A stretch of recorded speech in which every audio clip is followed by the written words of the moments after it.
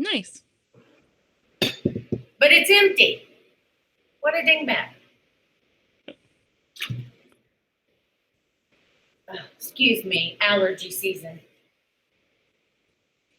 And we're live. Awesome. Thank you. Welcome to our panel today on building your audience and sales.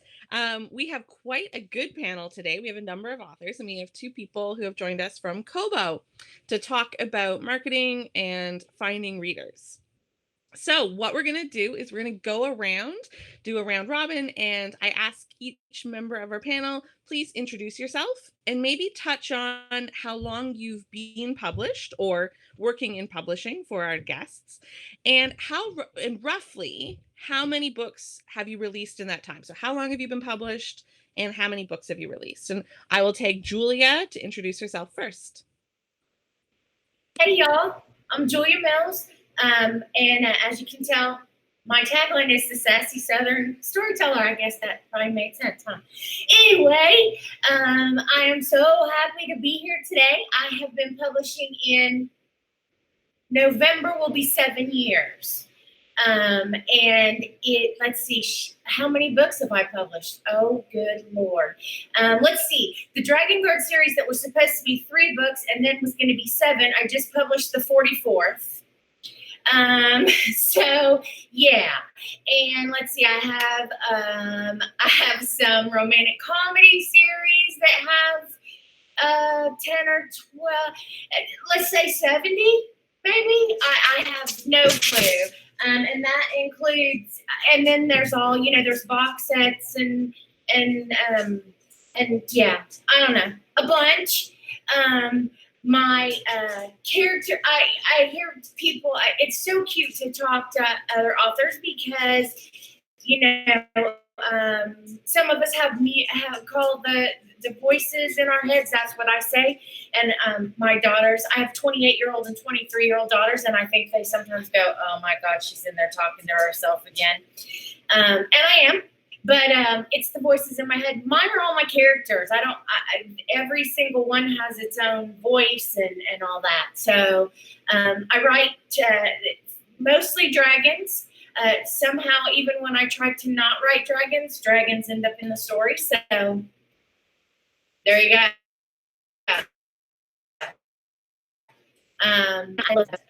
To me, they applies what I want people to be: honest and loyal and upstanding and protective of those they care about and they care about the environment and, sappy. But they're also snarky and all my heroines tend to be like me, very sassy. They probably have a potty mouth their favorite word, my favorite word is, excuse my language for anybody who, I write paranormal romance, so, it flies. But shit is my word. Shit. And my characters tend to also, I have a couple that, F-bombs are the thing, but I love it. I love what I do. And did I set out to be an author? No. I have a master's in education. I taught kindergarten and first grade. And then when my kids got to be that age and wiping noses and tying shoes was like, oh my God, 24 hours a day, I went into marketing. Where'd that come from? Who knows? For timeshare, no less. Worked for Marriott for 12 years. Was a regional director of marketing for all of Florida. So always read. Always reading was my escape. So, but yeah, and then ended up my job was switched to the West Coast, but my girls were in school and that didn't work. And so I took the severance package, and then my mom was diagnosed with cancer. And I started writing while I took care of her. And yeah, so there you go. There's Julia. Yeah, 53, all 53 years right there. Oh, except I grew up in a town with 89 people. So there you go. Figure that out. Yeah. And my dad was the fire chief and owned the grocery store. So there you go. There's Julia. And probably none of that was what any of y'all wanted to know, but now you know. And, knowing's half the battle, G.I. Joe. So next, I think I'm supposed to tag the next person. And I don't think I got a list. And if I did, I'm sorry, I'm never together. I would love to introduce Molly O'Keefe. Yay! Well, I wanted to know all of that and would like to know, and I have a couple of follow-up questions about the small town grocer. My name is Molly O'Keefe. I am so dull coming on. uh,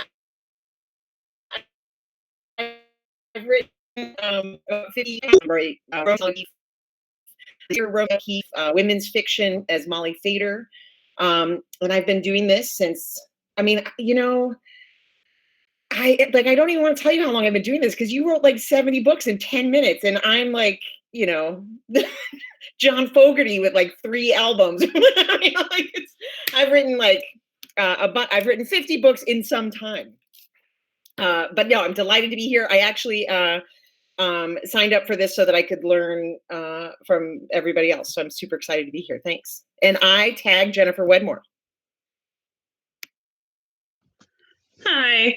I guess I'm probably going to be the one with the hi, Julie. I love probably the fewest book writing experience. I've only been published for about a year and a half. In that time, I've written between myself and for ghostwriting around 20 books. I actually haven't counted. I stopped counting. I just kind of, here's another one for you. Now I'll go back to mine. But I was a personal assistant and ran a marketing company for about 7 years before I was peer pressured into writing. So I kind of seen the whole indie world in different ways. And I manage a small publishing house for Millie Taden. So I also have that side that I still do. So yeah, that's me. So I'm going to pass it over to, this screen is too big, so I can't see your names. I'm so sorry. Oh my gosh, lower so I can see somebody. That's okay. We can tag Joni. Thank you. This is horrible. Hi, I'm Joni.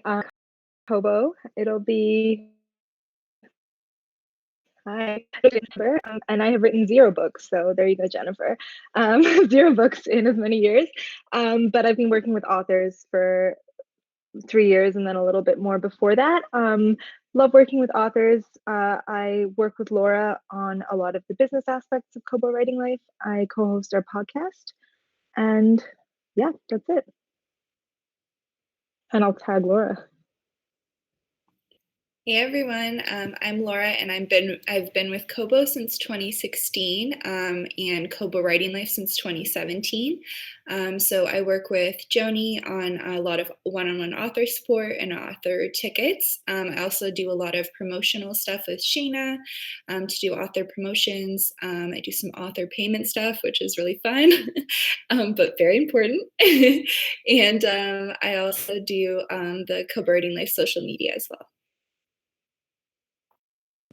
Awesome. Thank you both for coming and joining our panel. It's always nice to get the Kobo perspective as a Canadian-based company, and just I love the enthusiasm that Kobo has for indie authors and like the Kobo Writing Life side of it with the indie authors, and just like I love the podcast. I love everything that you guys do. So that's awesome. So this panel discussion is a really big topic, right? Like building your audience sales, I feel like we could probably run like a master's class in it for weeks on end and still only kind of scrape the surface. So I thought to focus our conversation, let's assume that people watching this video, they either have written a book and don't know what to do with it, or maybe they're in the process of writing their first story with an eye to publish. Right now, pre-publication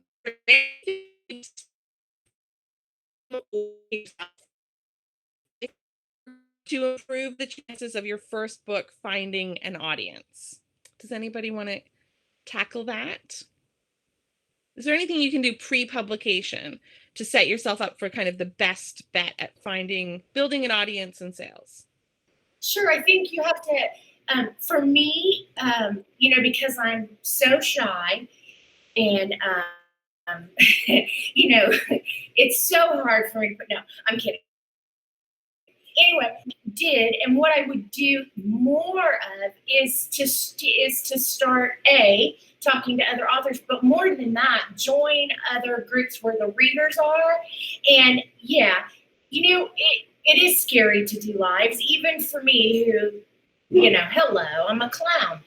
But it's still, you get on there sometimes and you go, oh my God, everything I had in my brain just flew out the window. I think you have to get in front of the readers because, yes, they're going to read your story, but just like any marketing, they buy you first. I may never have ever read a paranormal book in my life because I didn't read my first one until I was 30. I was completely murder mystery, J.D. Robb kind of, Dick Francis, those kind of things. So I would have never, but I saw a YouTube of J.R. Ward talking at a summit. And she impressed me. So she was so hilarious. She was real. She was a real person. She wasn't J.R. Ward. She was J.R. Ward, and so she put herself out there, and I read her book, and then now I write them. But I think that's what you have to do is put it out there. And even if it's, the cover of your book, that's the #1 marketing tool you'll ever have. It's not what it is. No matter what it is, put it out there. Put it everywhere. Have your friends share it everywhere. Hell, make T-shirts out of it. Do whatever. You just have to get it out there and tell people, even if you don't have a lot written, tell them what the story's going to be about. Write a snarky little scene of the female, telling her dragon to back the hell off. She can handle it herself or whatever. That is the platform that you're going to build on. And then you can't let it go. Just, you may get out there with the first one and say, oh my God, because I thought I would sell 10 copies. Promise. That's all I thought. I thought I can count on 10. That's how many ants I have. So I'm sure they will buy it. They'll see my name. They'll say, oh my God, look what she did. I'll buy this book. But you have to, every book is the same. And I forget that all these millions later. Sometimes I just think, I just want to write. I just want to go in my little cave and talk to my little people and write my little stories. And I don't want, but you do. And then once I get out there, I'm so jazzed because people want to talk to you about them. And that's the coolest part. So you have to, we used to call it in marketing, build the buzz. And that's what you do. And then you have to keep it going and going and going and going and going and going. So yeah, I talk too much, but that's my thoughts on it. No, that's a good answer. Anyone else want to contribute a thought about kind of pre-publication? What can you do to get started? I will, if nobody minds, let me jump in for a sec. I always, as a PA, worked with clients that were brand new and some established, but I always told them networking, like Julia said, but also build your author page, build your website, get on Twitter, get on all social media, because the more your name gets out there now before you even release your book, the more time you have to build that audience. So there's never a wasted moment. It needs to be right away. Get going, get telling people, authors and readers. That's all I wanted to add. One of the things that I kind of always wish that I had understood earlier is how I'm going to say these words and they're so dumb, but just I wish I understood how important the hook was. Like your chance of success and sales and organic growth has so much to do with how you package, and yes, the cover, but the blurb, but what is the question your book is asking that readers cannot wait to get the answer to?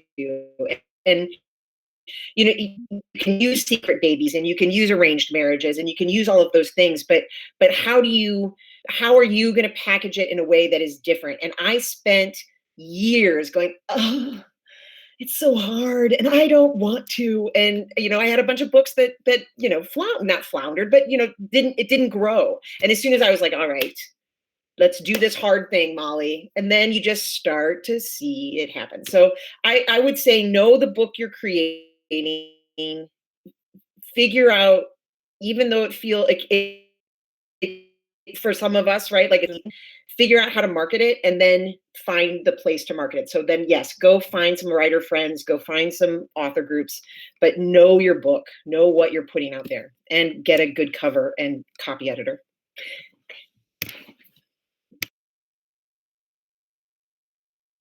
From a Kobo perspective, Joni and Laura, Do either of you, I mean, because you talk to a lot of authors, particularly on the podcast, is there any kind of, do you hear anything over and over again? You're like, actually, I'm hearing the same thing from different authors. One thing I would add to those points is do your research into the market. So yes, cover design definitely.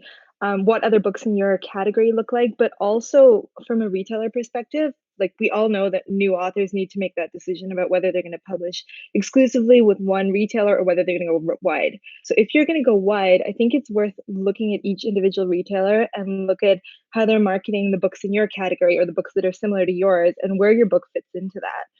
And then from there, you might have a better idea of how you can package that up.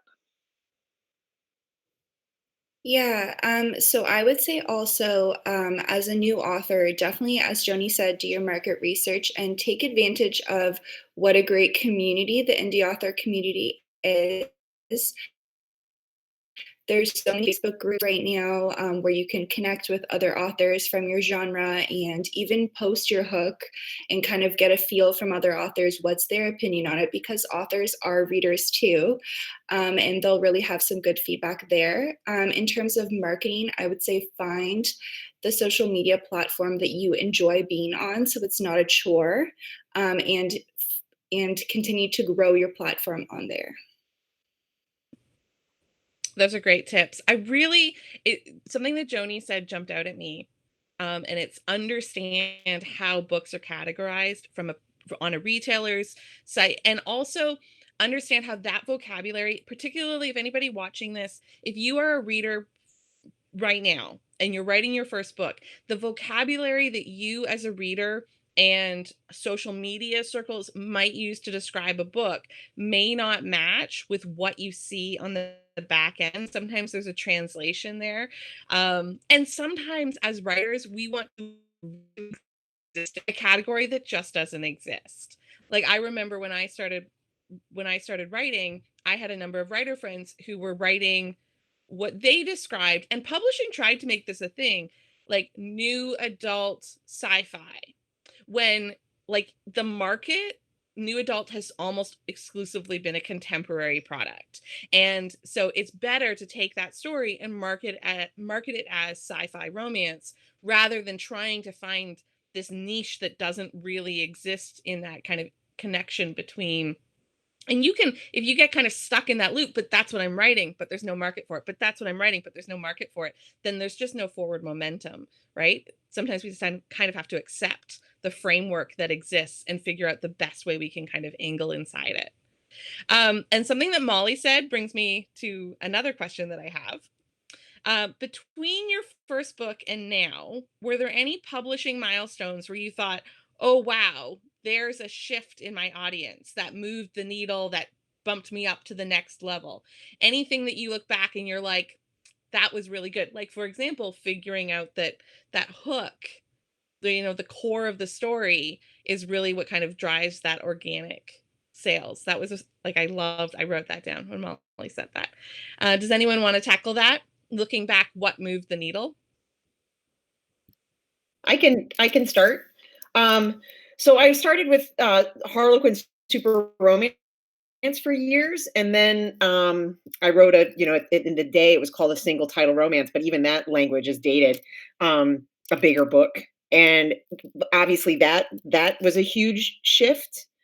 And then as sort of indies were sort of taking over the longer contemporary romance landscape, I wrote sort of an erotic romance, and that really changed. I mean, like there was a bit of a timing thing too that really worked out, and that really changed. And I wish that I had paid, and part of it is because it was a publisher, so the information, the reality of the information came to me like 6 months later or even more, with royalty reports. There was just this delay, so I couldn't make it felt like I couldn't make a plan looking back at it. Whether that was true or not, I don't know. I could probably investigate that in my soul. I don't know. but really, so then I started indie publishing, and I really floundered. Like I really just was throwing a bunch of stuff at the wall. And then, I don't know, what is time? A few years ago, I wrote a book called The Tycoon, and I put a guy in a suit on it, And it was like, it was a sharp hook. It was a sharp, like, it was a really clear, like, the reader looked at that and knew what they were getting. And I just couldn't believe it. I just couldn't believe it. The power of that really sharp hook connected to really sharp cover design. Zoe, was that what you asked? Sorry. Yes, because I think that like the Tycoon's a great example, right? The story is not different from other stories that you've written, right? No, not at Something all. else was involved. Yeah, Yeah. that's a really and sometimes we only see that in hindsight. Yes, agreed. Yeah, and it was entirely understanding that hook and a good cover. Right. Yeah, I agree completely, because when I wrote my first, I don't know, I got to number 5 or 6, my blurbs were like half the freaking book. I mean, come on, they were huge. And I have been blessed enough to publish with Millie Tatum's group, and Jennifer gets to see all of them. And she can tell you, and she's also done a lot of marketing for me, that my blurbs have gone to this. My blurb in itself is pretty much an extended hook. And then there's that really, I got you now kind of hook there, you know, and that's because I had to think from being a reader, oh my God, this is the most boring blurb in the world, so the book's going to be boring too. That's what I felt like reading my own blurbs. Hello, what's wrong with you? Don't tell them what the whole book is, dumb butt. So Julia, yeah. Sorry, so was it somebody else helping you? What was the switch? What helped you see that you needed to change that up? I had a hysterectomy and had to spend 6 weeks in bed, and I had to go read. Well, no, I didn't spend 6 weeks like I was supposed to, but I did spend a couple. But but I did get stuck in the hospital for a couple extra days with my Kindle. And I started when I was going through reading, I was like, oh my God, I can't read this book because the other people's books, and I'm not going to name any names because God bless them. They were great blurbs. I'm not saying they weren't bad, but I get to the 3rd paragraph and be like, okay, what is this book about again? I'm so confused. And then I pulled up one of my own and did the same thing. And I was like, oh my God. So I started going back in, and I hate blurbs. I hate them like pull my teeth. I mean, make me walk naked, something besides write a blurb. But I went back in and I said, okay, read this whole paragraph. This is stupid. Goodbye. And you're done. No, goodbye. Or just took the 3 sentences and made them 1. And then I saw, even on the very first book I had published, which is permanently free, it always rides about 5,000 in the rankings. It went to 11, 12. I'll remember that number forever, because I was like, what did I do? Wait, what did I do? And then I went back and I was like, I fixed that blurb. All right. Damn, now there's 29 more to change. But still, for me, that was the ta-da. But there are some people who can write blurbs that are longer. I'm not saying go change all your blurbs. No. I'm just saying, for me, that was the change. And so now when I find myself writing a blurb and I'm getting into it and into it and into it, and then I go back and look at it and go, all right, erase that shit. Start over now. Come on. Get with it, woman. It's interesting because you and I started publishing at the same time. I'm also coming up on my 7-year anniversary. And that was just how I was taught to write blurbs, right? And I wonder if Jennifer has a different perspective on it because she started publishing more recently than that. I am a new author, but I've been in the business so long that I have learned so much from the authors that I've worked with. Like, I knew what kind of length I needed to go with my blurb. I knew what kind of cover I needed to do. It wasn't the same for me. And then I do what you're not supposed to, and I write all my genres under one name. Between the publishing house, I manage 2 shared worlds on my own, not through the house. And I didn't have time to come up with multiple pen names. And I literally write in like 6 different genres, and I have 4 more I'm working on. So, for me, it was kind of I know what I'm supposed to do, but I'm going to do this anyways, because this is what I want to do versus what I should. you know, so I don't have the normal new author perspective, I guess is what I'm saying. That's okay. Should is a dangerous word, isn't it? What about from the Kobo perspective? Are there any, both for covers and for blurbs, because I think that both of those were brought up. Are there any packaging trends that you are seeing or any reflections you might have on those topics? I'm not sure that I can name any specific trends that I've noticed lately. Laura might have more to say with that, but we've definitely heard that a lot from authors. I know Adam Croft talks a lot about how he essentially transformed his writing career by finding a good hook and blurb for his book. Laura, do you have anything to add to that? Yeah, I would definitely say good blurb and good hook, very important. Like Joni said, Adam Croft has some good tips, and Brian Cohen has some really good tips as well. I would definitely say, in my opinion, shorter is better. From a merchandising perspective, whenever I spotlight books on site, I do sometimes cut down bigger blurbs also. I would say stick to the actual blurb and less about like adding in a review or a quote, that sort of thing. Short and sweet is always better.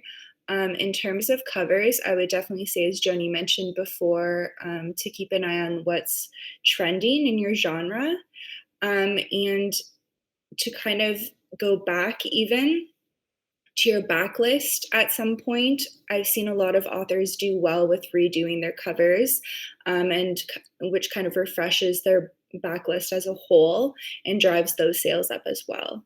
So sometimes even a book will be doing well in general, but they'll still see a sales spike once those new covers come out, because to a new reader who hasn't seen your backlist before, they maybe won't be as drawn to it with an older cover. Yeah, I think that's a great point. And Molly wants to say something on that too. So I think let's pivot the conversation a little bit to rebranding and packaging there. Molly, did you want to say something? I did.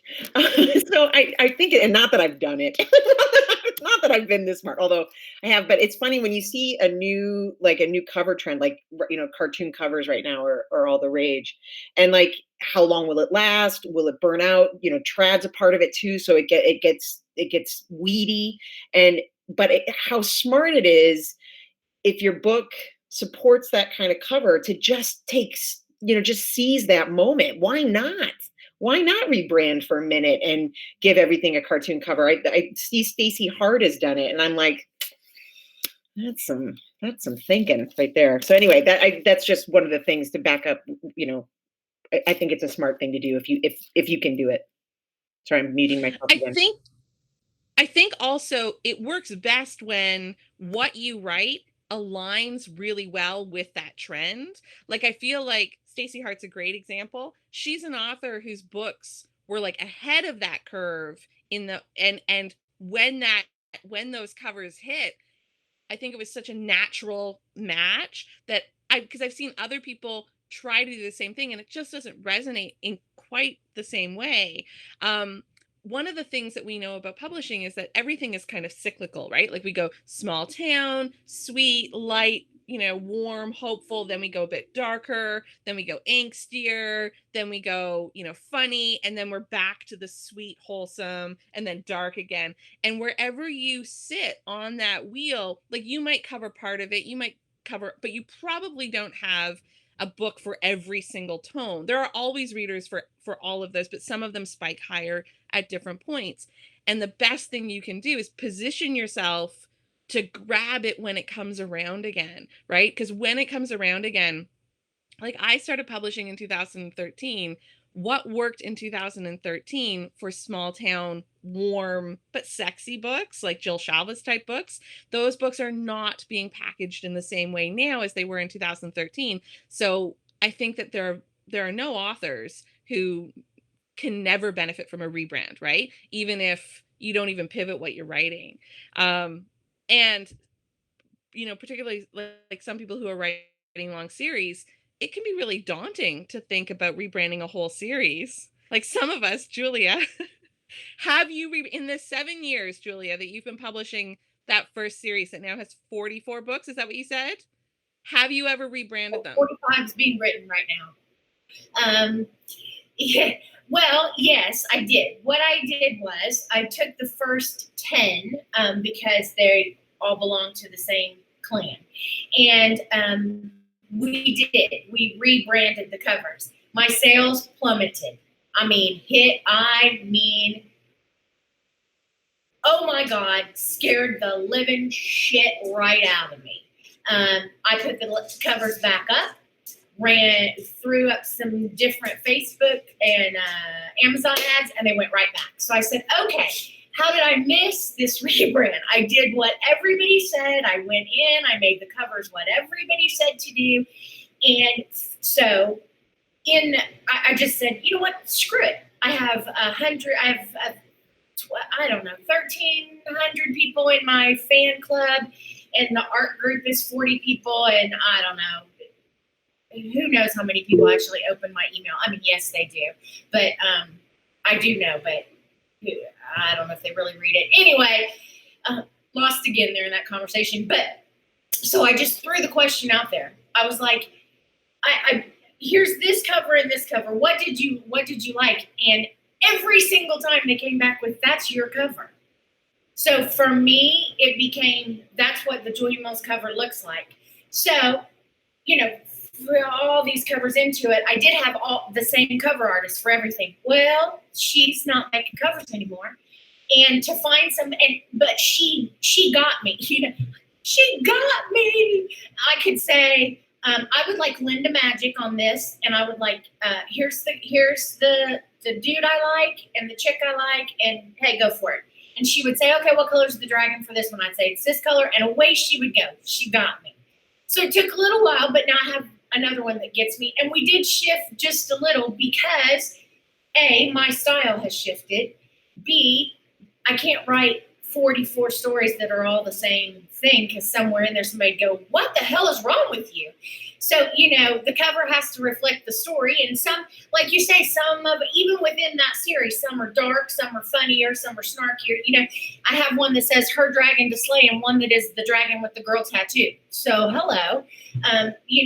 Some are twinkle, twinkle, sassy little star, and some are savage protector. Obviously, the same tones in those books, but they all are in the same series. So, yeah, I tried and no, it didn't work. The only thing that did work for me was going with, I had never done the whole logo thing. So, 2 years ago, year and a half ago, I don't know, a while ago,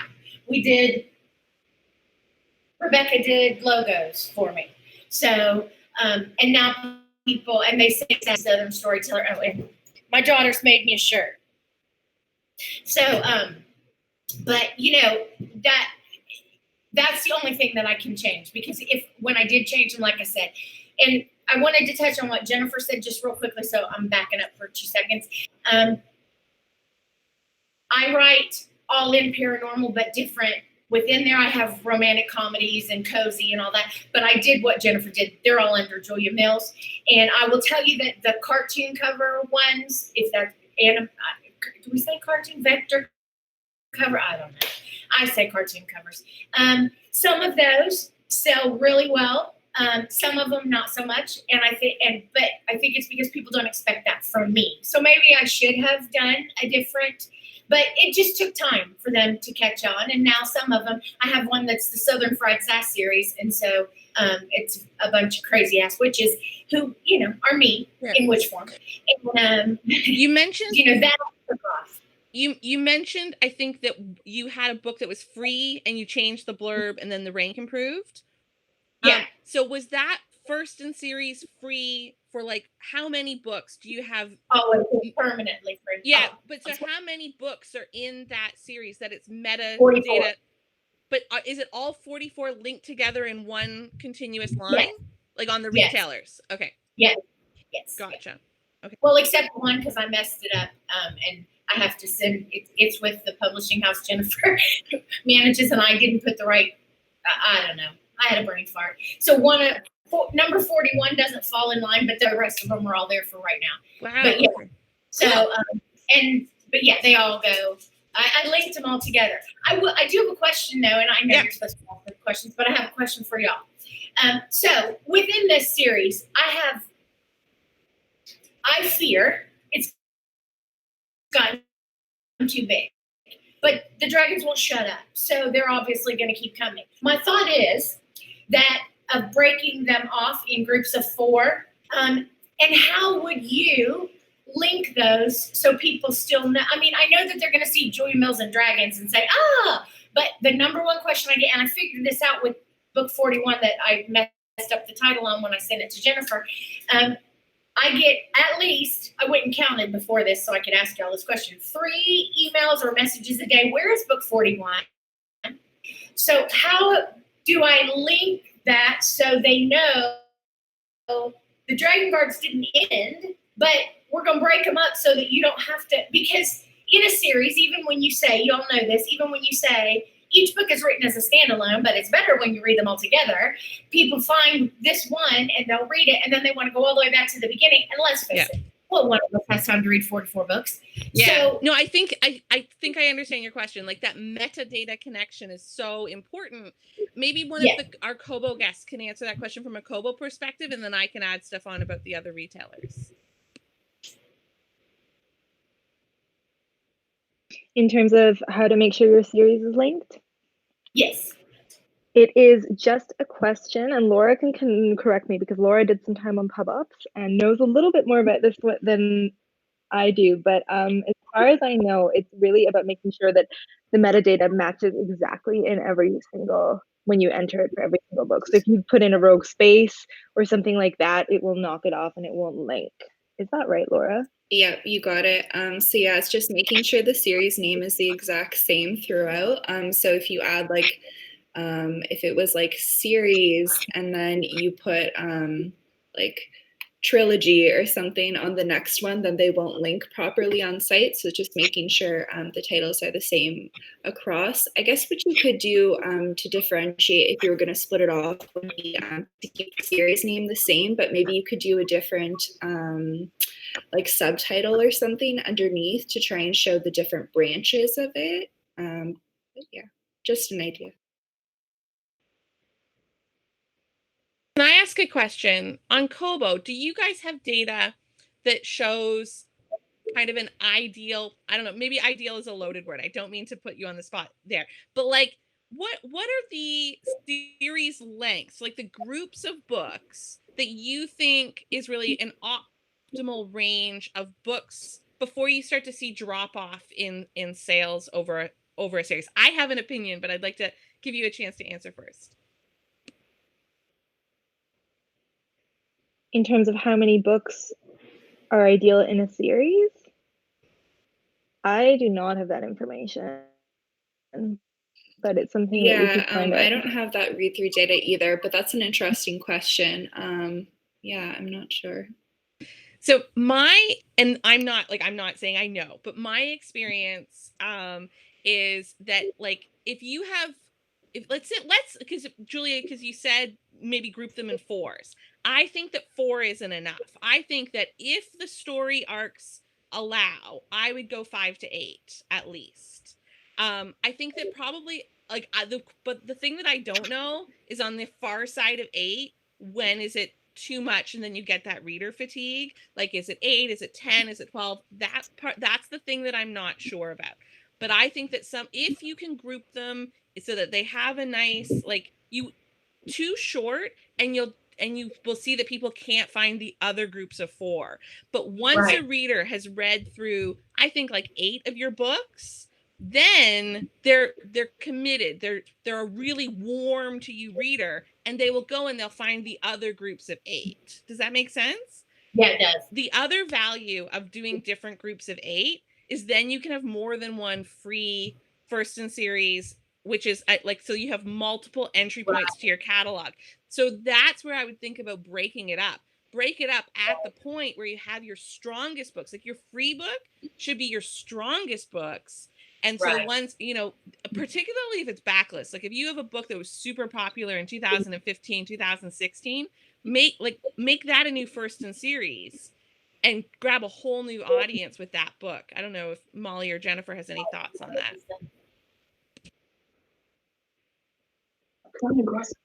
Yeah,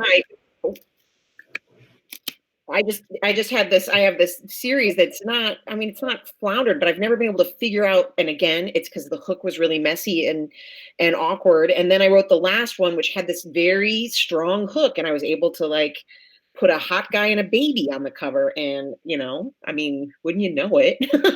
You know, and it was, yeah, I mean, go figure. And so I was able to make that the first book in the series, and it did. It is 100% utter new life.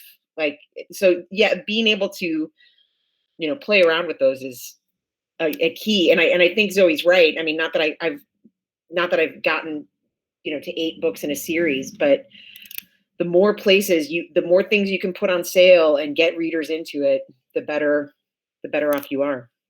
Particularly if there's 4 full priced books after that. That's pretty exciting.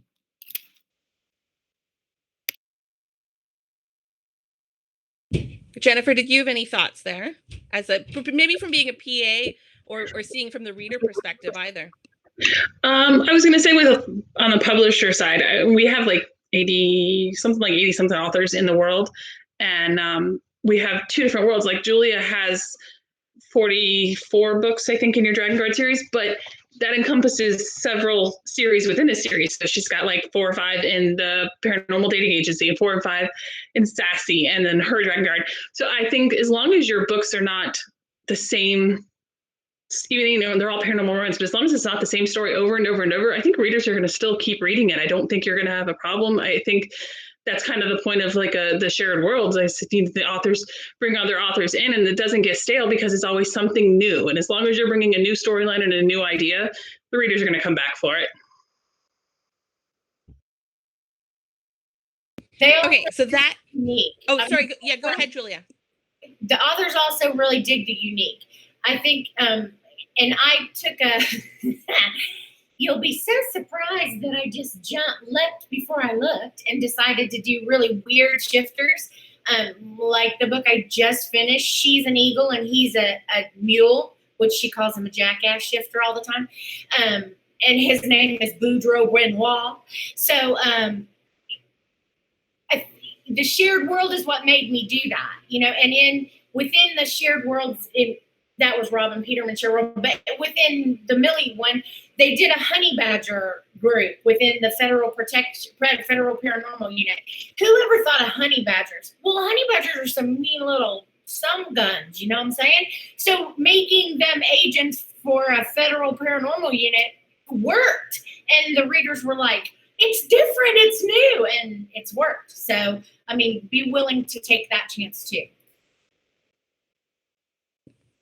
So that pivots me to, because we're always caught between this tension of finding new readers and pleasing the readers that we currently have, right? And of course, like, smart marketing is finding the balance there. So you're constantly pulling in new readers, while keeping your existing reader base like warm, so that they'll buy your new releases and give you that kind of stability. What are your favorite tools for retaining readers? So when a reader has read one of your books and they like it, how do you keep in touch with them? I do newsletters, and I don't do them regular. I don't have like every Tuesday at 8:00 you're going to get a newsletter from me, because that's not me. I guess you probably figured that out. But so, and mine start off like the one yesterday said, and we're back, because it had been 8 days since they'd heard from me. I found out during quarantine that my readers love to hear about my cat and her adventures on the back porch catching lizards, because once she catches them, she has no idea what to do with them, especially when she bites the tail off and brings me the tail that's still moving. Yeah, or the dogs, you know, things like that. They love hearing about my crazy children. So that is what my craziness, and that's exactly what is on when they sign up for my newsletter. It says you will be keeping up with my craziness, because it is. I think you know, again, I come back to you give a little piece of yourself. I'm a goofball. and you'd already figured that out. And I love to laugh and make people laugh. So, my stories, some of them are serious and yeah, they get sexy, but we have a lot of fun. And because I like to have a lot of fun. So I think, they expect that. And I always laugh when there's a review. It warms my heart when they say it got really, really serious. And then the lead woman said, son of a bitch. Because she probably did. Something like that. And that's the newsletter, or on Facebook, posting things that aren't about books. I am a coffee holic. All of my readers, anybody who follows me, they know that. And you said you have a Facebook group, right? I do. I have Joy Mills Fan Club. Did you start that when you first published? No, I didn't. I had Joy Mills Addicts, and they were great. But the group got, I don't know, somehow we got disconnected, disjointed, and so somebody started the fan club. I don't even remember who it was. They said, "Can I start a fan club for you?" And I was like, "Sure, have fun." And yeah, I'm always shocked when I go in there, but I post goofy things in there too. I find dragon cartoons. Like the latest one is what to binge watch, and it's an old dragon. He's got a martini in one hand and a cigarette hanging out of his mouth, and the remote TV and the TV in front of him. I mean, don't just talk about books. Talk about, what do you binge watch? Let them tell you what they like. I love murder mysteries. I watch them in every, English, but with every accent in the world. Molly and Jennifer, what do you use to retain those readers who've enjoyed one of your books? So I have a newsletter too, and I find, it's not brain science, and every time I do it and it works, I'm like, I'm the cleverest thing ever. But a free epilogue in your newsletter is just readers love it. Readers love it. It's 2 paragraphs long, it's 3 whatever it is, but a little oh, remember these guys, here they are, after their baby's born or whatever.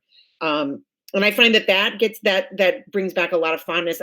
During this quarantine, I was supposed to be doing a chapter a day in a newsletter, and I just can't get it together. I just can't do it. So I'm able to write this book that I was going to give away in my newsletter. So I'm just telling my newsletter, you're going to get it all at once. I can't do this, but I do find that the newsletter. I do have a Facebook group.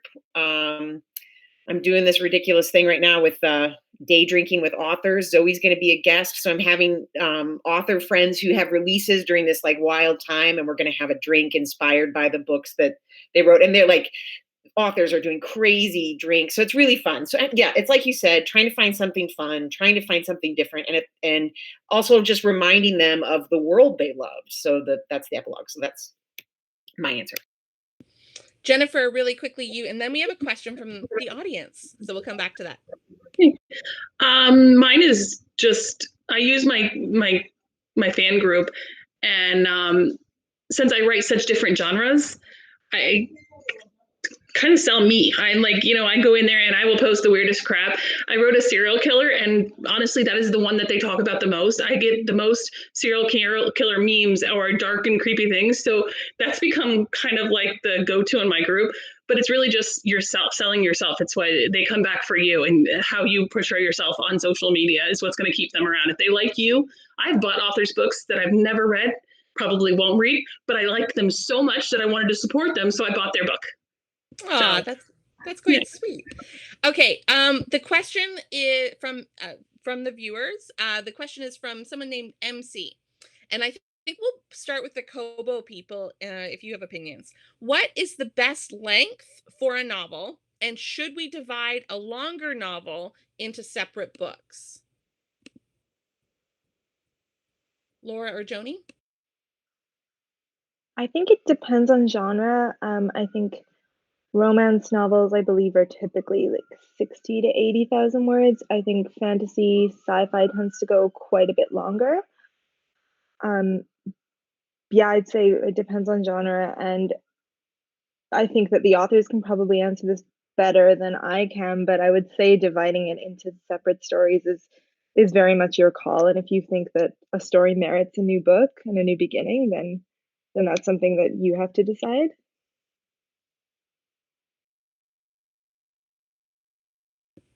Has anybody here taken a book that they originally intended to be one long story and decided I'm going to make this a duet or a trilogy because it made sense for the story? And I think it's okay if you balance that with a marketing decision. Absolutely. So I did it. Everything I Left Unsaid, which was a book a few years ago, was supposed to be one book, and it was with a publisher, and it was a real conversation about how um, you know book sizes were contracting. The first book that I wrote for that publisher was 120,000 word contemporary romance. Like, I just can't even. I don't even like. I can't even believe it. So yeah. So I'm writing this 198,000 word book, and we just decided cut it in the middle in a cliffhanger. And um, I do think the reader, the contemporary romance reader, that sweet spot is 50 to 80,000. I think past that, there's something about it that just doesn't play as well as that 50 to 80. And then like I know a lot of people who write cliffhangers and love them and make a lot of money. The pushback I got from readers was so title wavy, and even though it sold well, I just got so much feedback that everybody hated this cliffhanger. So I haven't had the guts to. I've done 2 of them, and I don't know if I'd do it again because they got mad. They got very, very mad. I do think that I haven't done it because I write in series, and the longer books that I have written have been later in a series. And the thought of inserting a cliffhanger for a couple there, I mean, that doesn't make any sense marketing wise. But I do have a couple of projects they're on the back burner, but they both have lots of words in them. And I think the reason I haven't finished them is because they are multi-part collections. Like they're duet. I have one duet and one trilogy. And that's the right way to market them. That's the right way to write them. And I haven't found a way to match that to my brand. And so I haven't brought them to completion yet. But there's definitely a marketplace for those types of books. So if that's some MC who asked the question, if that's your instinct, like just go and hang out. I think this was Julia's tip at the very start. Go immerse yourself in reader spaces. Go immerse yourself in reader spaces where readers love that type of thing, right? You don't need the negativity of people that don't like that if that's the type of story that you want to write, I think. And I do think, just to like, in terms of of crafting a novel like that, and it's like you said, Zoe, you're feeling this natural, like it's a 2-part series. It's a special kind of plot, right? It's a special kind of plot. It's a special kind of conflict. Stretching it out for the sake of stretching it out. Like, we've all read those books, and we were like, by book 6 of this like cliffhanger couple, you're like, no more. But if you can make it fresh and interesting and exciting and twisty and surprising, then by all means do it. But just stretching it out for the sake of stretching it out is a bad idea. We have a follow-up question from MC, so I'm going to read that, and then we can kind of do one more loop around. The follow-up question from MC is, how much time should you leave in between books in a series? What is too short of time and what is too long? And I think my reading of that means she means like, what's a great release schedule? So if anybody wants to tackle that. We're all like, I don't know. I would love to hear the Kobo reps have something to say. Hear what you have to say. So this one really, really, really varies because we have authors that publish every 2 months and we have authors that publish once a year. And we see a lot of success on both of those ends of the spectrum. So what I would say you can publish as fast as your readers will read, and that definitely works. But if that doesn't work for you, I think it's a question of what you guys were saying earlier about keeping your readers engaged and being authentic, talking to them, even if you're not flogging your new release, even if that new release isn't coming out for a while, just send them emails, talk to them on Facebook, do all of that stuff so that they don't forget about you. And when your book does come out, then they've been waiting for it for as long as it took you to write it. Yeah, I agree with Joni, and I would also say like one of the best parts of being indie is that you can control when your releases happen, and you don't have to wait on like the schedule of a bigger publishing house. So I would say like if you are writing enough that you can release quickly, then and you have the audience that will read quickly, then take advantage of that. I would just say give yourself enough time where you can market to your readers and kind of like drive up that buzz and excitement for your next book. And I'll just tag on to there that Kobo has a very flexible pre-order setup that you can change the date. You don't want to change it all the time. That's very confusing for readers. But if you set a pre-order for like 6 months down the road and then you need to bump it out a few months, that's okay. And readers are actually really understanding of that release dates change. That's normal. And if you take advantage of pre-orders on the platforms where pre-orders are built into like be a positive part of the publishing process, like on Kobo, you get a little boost from having done a pre-order and having all of those books come in on release day. So that's a way to lengthen your release time, but still have something to talk towards. Julia or Jennifer, do you have thoughts about publishing schedules? Well, I'm probably crazy, but I try to put one out every month. And for a while, I did every 3 weeks. That made me a little crazy because they're all about 50,000 words, most of them.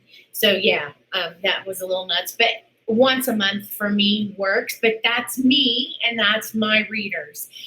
All of my books are HEA. We don't, they come in and out of each other's stories, but one focuses on a certain couple, and their story ends happily.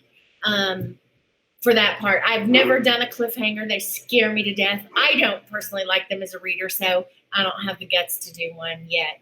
That's not to say maybe one will come, but yeah, no, don't look for that. But yeah, I mean, I try for once a month. And sometimes there's little ones in there because I do a couple little funny series that are just short stories. They're usually free, and I try to put those out for people. But I think, nobody says you have to do that, but that's what's worked the best for me personally. Awesome. And just before Jennifer, you weigh in, once you weigh in, we're going to just go around and let everybody know where you can find us. So Jennifer, if you want to tag that on to the end of your answer, if you have one. Sure.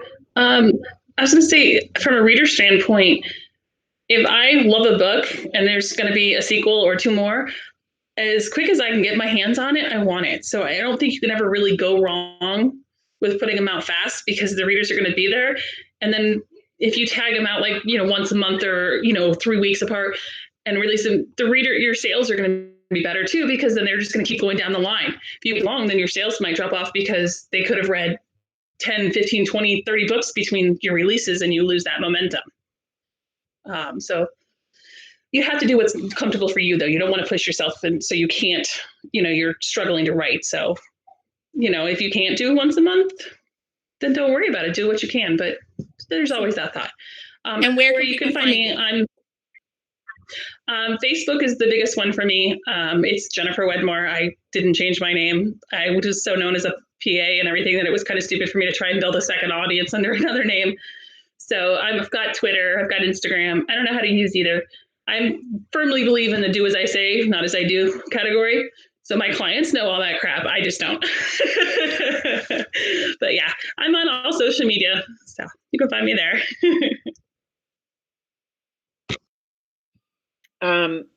Molly, how about you? So where you can find me on Facebook too. I have a Facebook group called O'Keefe's Keepers, and I'm doing audiobook giveaways. If you come in from RTC, just let me know you came in from the conference, and I can send you a code for an audiobook. I'd love to do that. And I'm going to post in the reader group about this day drinking with authors. Zoe's going to be one of my guests, and I know you're not going to want to. You're going to want to day drink with us. I don't know why you wouldn't. So I'll post in there about that information. You'll be able to find it all there. Thanks for having us. Zoe. Good job, Zoe. Julia, how about you? Where can people find you really quickly? I'm on Facebook. It's Julia Lake Mills or Julia Mills Author, whichever. My fan club is Julia Mills Fan Club. Join. everybody in there is hilarious. We have so much fun, and I'm always in there giving away audio codes or arcs of old books or anything.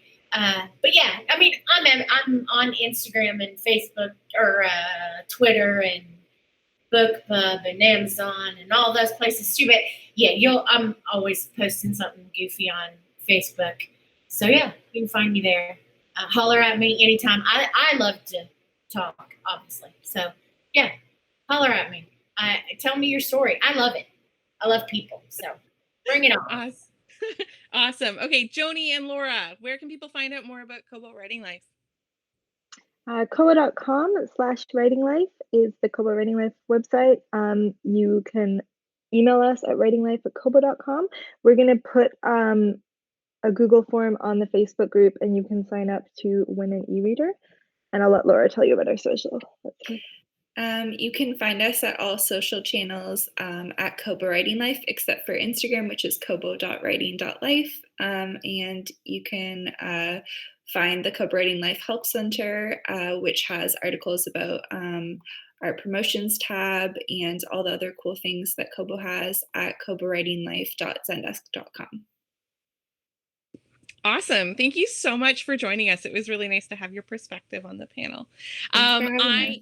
I am at Zoe York Writes on all social media platforms, Facebook, Instagram, TikTok. Is anybody else on TikTok? It's my new quarantine obsession. I have 30 followers on TikTok.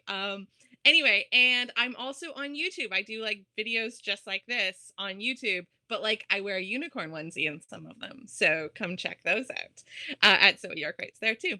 Thank you so much for our panel on, I've forgotten our title, finding readers, I think. I don't know. Anyway, thank you so much for this. And thank you for being the first panel that I moderated on YouTube. It was so nice to hang out with you guys. Thank you, RTC. Thank Bye. you. Thanks, Zoe. Thanks, everyone.